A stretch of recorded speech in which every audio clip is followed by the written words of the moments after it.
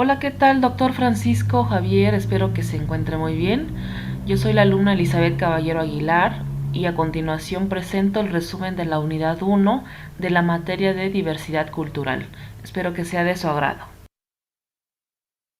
El presente capítulo busca exponer los elementos históricos que han conformado el desarrollo cultural de la humanidad, así como las condiciones que han permitido ir construyendo los conceptos de cultura y diversidad en el proceso histórico de la humanidad.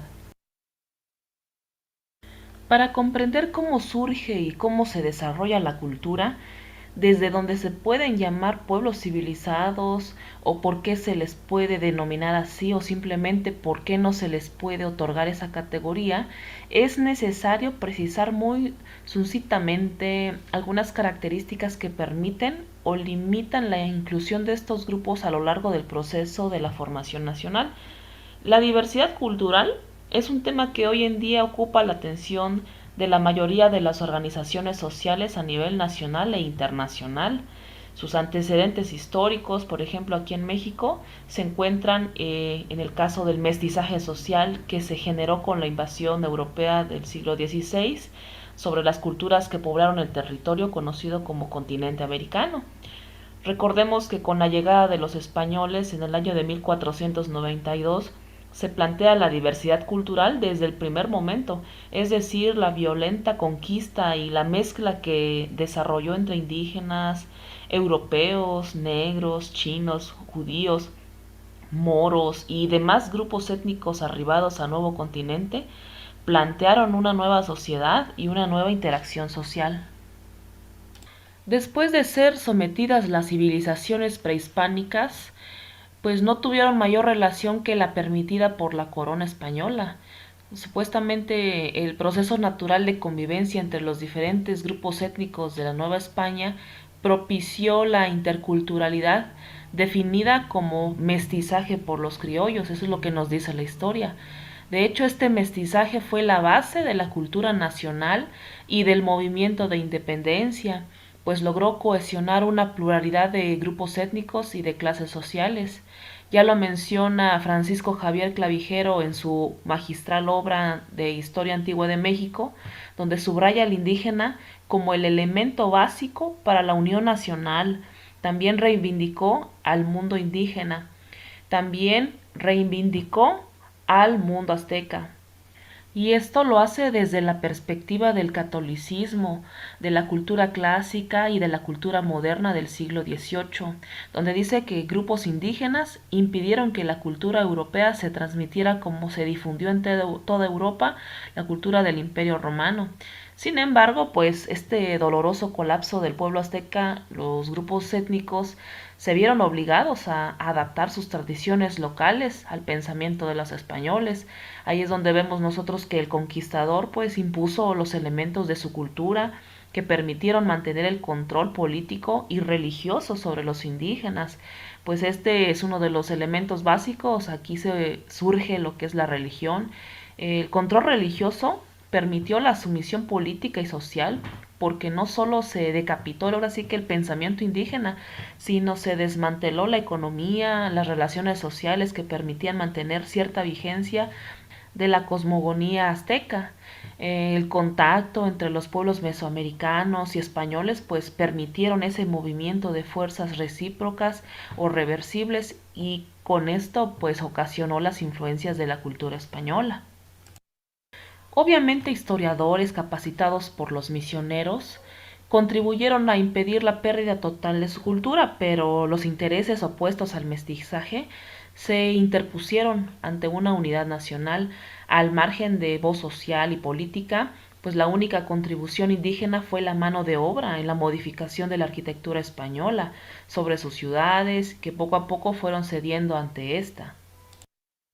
Esto y otras desigualdades pues provocaron que más adelante se levantaran en armas los pueblos y con esto pues más adelante ocasiona el movimiento de independencia, que todos sabemos que fue un momento coyuntural en el que el romanticismo revolucionario de Miguel Hidalgo y Costilla, José María Morelos y Pavón, también la señora Josefa Ortiz de Domínguez, Juan Aldama, Ignacio Allende y demás conspiradores por un instante en la historia de la denominación lograron integrar a los pueblos indígenas. Aquí observamos la abolición de la esclavitud y la declaración de igualdad contra el mal gobierno. De esta forma, pues contribuyeron al desarrollo de una nueva integración social desde el planteamiento mismo de querer ser libres y de ir a la lucha para recobrar de los odiados españoles las tierras arrebatadas a sus antepasados. Pues de esta manera se plantea una integración de todos los grupos que componían la colonia española a la nueva nación independiente. Solo que después de la revolución en la integración de los pueblos mesoamericanos volvieron a ser marginados y excluidos del nuevo tejido social del Estado mexicano, como hemos conocido, ¿no? Más adelante, pues la Constitución de 1857, dado su valor de libertad y justicia, se trata de integrar al indígena al proceso de modernización nacional, pero no fueron suficientes para proporcionar realmente un lugar a los pueblos prehispánicos. Es evidente que en la lucha que ha librado el Estado mexicano por la libertad y por la integración social ha sido de gran importancia la participación indígena. Aquí pues entran los llamados mestizos que los criollos reconocieron también fueron víctimas de la exclusión, ya sea por su parentesco o relación con los grupos indígenas o simplemente por la condición miserable en la que se encontraban. Así que podemos enumerar muchísimos antecedentes históricos, sin embargo, pues es una razón por la que es necesario plantearnos la diversidad cultural como un objetivo para alcanzar que nuestra sociedad sea posmoderna y así para el futuro de la humanidad y de nuestras culturas. Para definir la cultura tenemos que construir este término a partir de dos palabras, lo que es civilizado y civilizar. Vamos a ver que varios autores han utilizado la palabra civilización en diferentes conceptos. En Francia, durante el siglo XVIII, esta palabra de civilización era lo opuesto al término de barbarie. Es decir, por un lado estaban todos los pueblos civilizados y por el otro todos los pueblos salvajes. Entonces, de esta forma, Francia utiliza el término civilización que le da la vuelta al mundo y con este se une el concepto de cultura. Siguiendo con los autores, por ejemplo, está Carlos Marx. Él definía dentro de sus concepciones sociales a lo material como la parte de la infraestructura y la superestructura esa parte espiritual, pero que tenían una estrecha relación.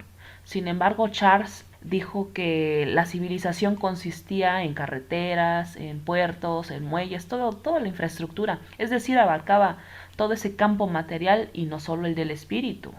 Además, si retrocedemos en la historia universal, si consideramos lo que ha pasado en el occidente, en el oriente, donde pues grandes civilizaciones como las mongólicas turcas, lo que ha ocurrido en los pueblos chinos, romanos, en la India, con lo que ha pasado los ejércitos romanos, germanos.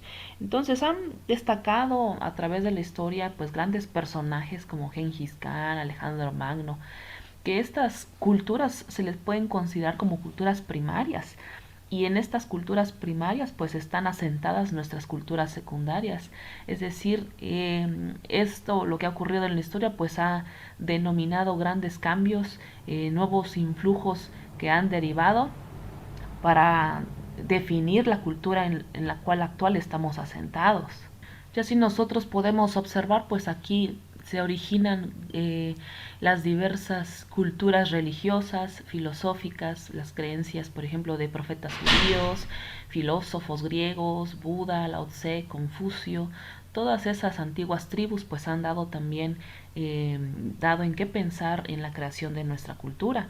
Lo que ha pasado, por ejemplo, con España, con eh, nuestro México antiguo, nuestro México prehispánico, lo que ha ocurrido en Tenochtitlán, todo eso pues ha ocasionado que existe esa riqueza cultural, esa diversidad de ideas. Nuestra concepción de diversidad cultural se va a construir a partir de percepciones etnográficas descriptivas, como hemos visto a lo largo de esta unidad 1.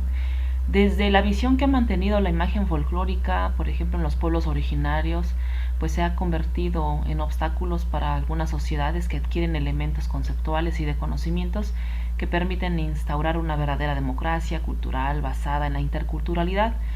Tal es el caso de los pueblos indígenas, que han sufrido muchas marginaciones. Sin embargo, pues se han manifestado ciertas agrupaciones sociales, por ejemplo, como grupos guerrilleros como el EZLN, que han incluido dentro de sus espacios y medios de comunicación para hacer valer algunos derechos de los indígenas. También esto ha ocasionado que el Estado mexicano, movimientos también como la independencia y la Revolución Mexicana en su momento, pues estos movimientos sociales han ayudado a la integración de los pueblos originarios al Estado y a la sociedad. Y esto es gracias a la educación. Y esto quiere decir que afortunadamente las nuevas legislaciones van a establecer un conjunto de derechos, va a tener una cobertura a las precisas condiciones y circunstancias, van a ayudar a estos espacios rurales, a las comunidades, a los pueblos indígenas, para reconocer esa diversidad cultural. Y esto es logrado mediante la educación. Es por eso la importancia de la relación de la educación y la escuela en el siglo XIX, donde es necesaria la introducción del saber, el conocimiento de otras culturas, las destrezas, las costumbres, la interculturalidad, la universalidad, y porque solamente así se va a construir una buena sociedad con grandes bases sólidas a partir de los cuales pues los derechos humanos y culturales de todos los pueblos van a poder vivir en una riqueza cultural y no como una afrenta social. Eso es lo que dice, por eso es que tiene que ser basada nuestra diversidad cultural en la ética. De esta forma generalizada hemos llegado al final de este resumen, esperando que sea de su agrado. Por su atención, muchas gracias.